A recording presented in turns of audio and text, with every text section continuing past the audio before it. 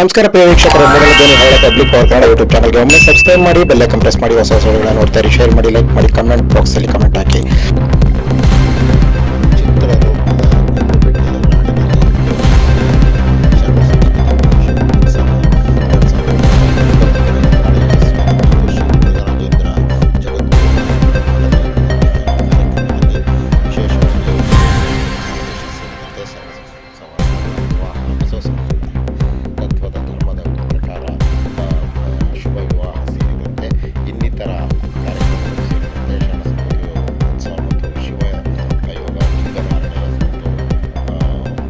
ಲಿಂಗ ಪೂಜೆ ವೇದ ಧರ್ಮ ಸಂಬಂಧಪಟ್ಟಂತಹ ಅನೇಕ ವಿಚಾರಗಳು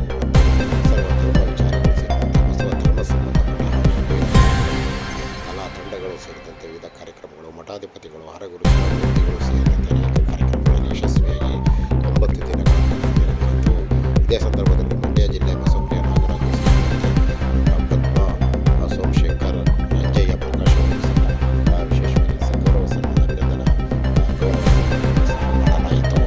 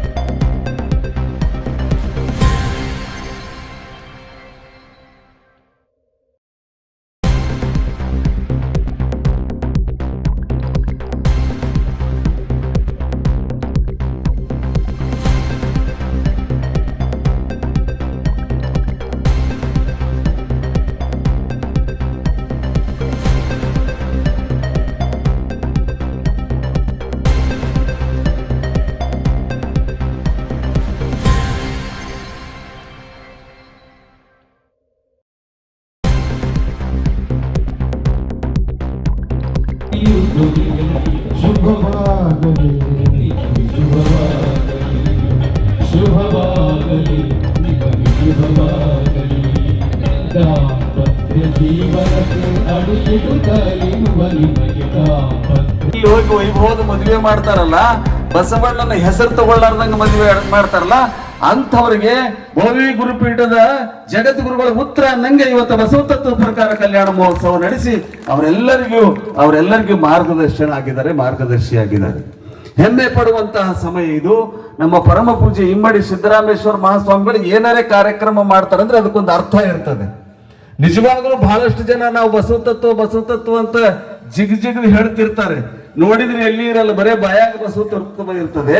ಅಪ್ಪಟ ಬಸವ ತತ್ವ ಆಚರಣೆ ಮಾಡಿಕೊಂಡು ಸೊನ್ನಲ್ಲಾಪುರ ಸಿದ್ದರಾಮೇಶ್ವರ ಹೇಗೆ 12ನೇ ಶತಮಾನದೊಳಗೆ ಪರಿವರ್ತನೆಯಾಗಿ ಬಸವಣ್ಣನ ಮಾರ್ಗದರ್ಶನದೊಳಗೆ ನಡೆದನು. ಆ ಸಿದ್ದರಾಮೇಶ್ವರ ಉಪಾಧಿ ಒಳಗ ಇವತ್ತಿನ ಸಿದ್ದರಾಮೇಶ್ವರು ನಿಜವಾಗಲೂ ಬಸವ ತತ್ವವನ್ನು ಆಚರಿಸಿಕೊಂಡು ಬರ್ತಾ ಇದ್ದಾರೆ, ಬಸವ ತತ್ವದಲ್ಲಿ ಮುನ್ನಡೀತಾ ಇದ್ದಾರೆ. ಅಂತ ಪರಮ ಪೂಜ್ಯರ ಸಂಬಂಧಿಕರೇ ಇವರೆಲ್ಲ. ಅವರು ಹೇಳೋದಿಲ್ಲ ನಾವು ಸಂಬಂಧಿಕರದಾರ ಅಂತ ಹೇಳಂಗಿಲ್ಲ, ಆದ್ರೂ ಕೂಡ ನಾವು ಹೇಳ್ಬೇಕಾಗ್ತದೆ. ಅವ್ರ ಪರಿವರ್ತನೆ ಆಗೋದಲ್ಲ.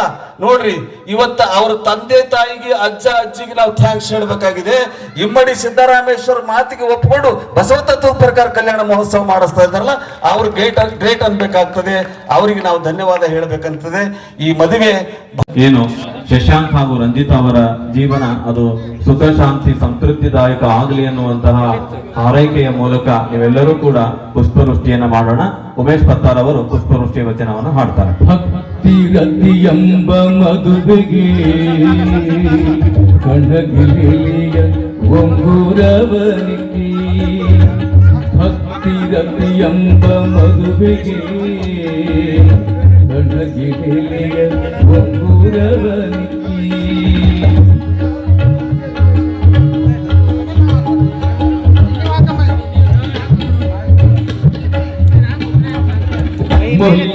ಮಲ್ಲಿಗೆಯ ತೆರೆಯ ಕಟ್ಟಿ ಸೇವಂತಿಗೆಯ ಚಪಲವನಿಕಿ, ಮಲ್ಲಿಗೆಯ ತೆರೆಯ ಕಟ್ಟಿ ಸೇವಂತಿಗೆಯ ಚಪಲ ನಿಕ್ಕಿ ಪುಷ್ಪ ಜಾತಿಗಳೆಲ್ಲ ನಿಬ್ಬಣವ ಬಂದಿದೆ, ಪುಷ್ಪ ಜಾತಿಗಳೆಲ್ಲ ನಿಬ್ಬಣವ ಬಂದಿದೆ.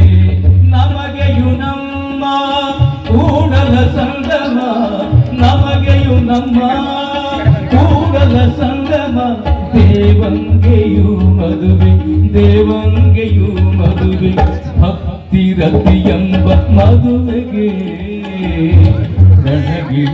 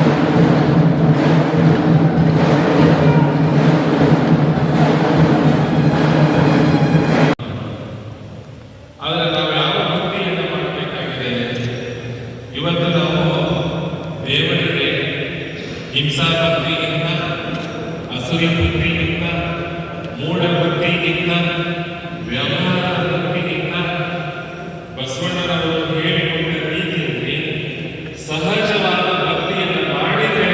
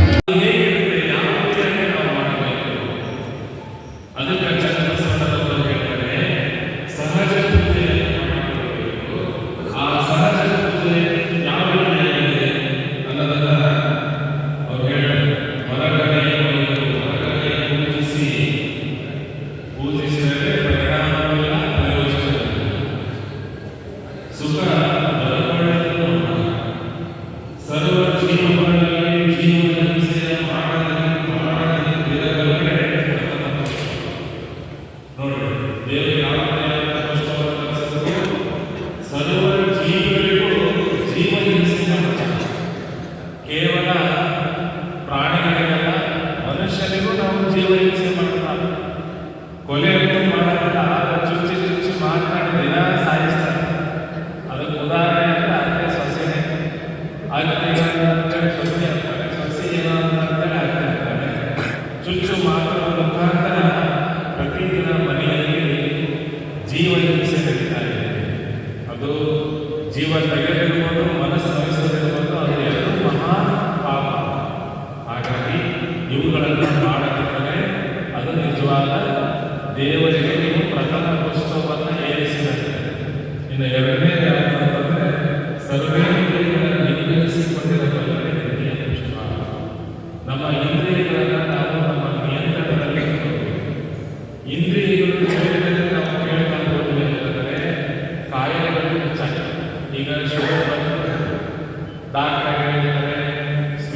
ಬೇಡ ಇವರು ನನಗೆ ಕಟ್ಕೊಂಡಿದ್ದೀನಿ ಇನ್ನೊಂದು ಕಡೆ ಇನ್ನೂ ಒಂದು ಒಳಗೆ ಅಂದ್ರೆ ನಾಲಿಗೆ ರುಚಿಗೋಸ್ಕರ ನಾವು ಆಹಾರವನ್ನು ಸ್ವೀಕಾರ ಮಾಡ್ತೀವಿ. ಅದಕ್ಕೆ ನಮ್ಮ ಇಂದ್ರಿಯಗಳನ್ನು ನಾವು ನಿಯಂತ್ರಣದಲ್ಲಿಟ್ಟುಕೊಳ್ಳಬೇಕಂದ್ರೆ ಅದು ಎರಡನೇ ಪುಷ್ಪ ಸರ್ವ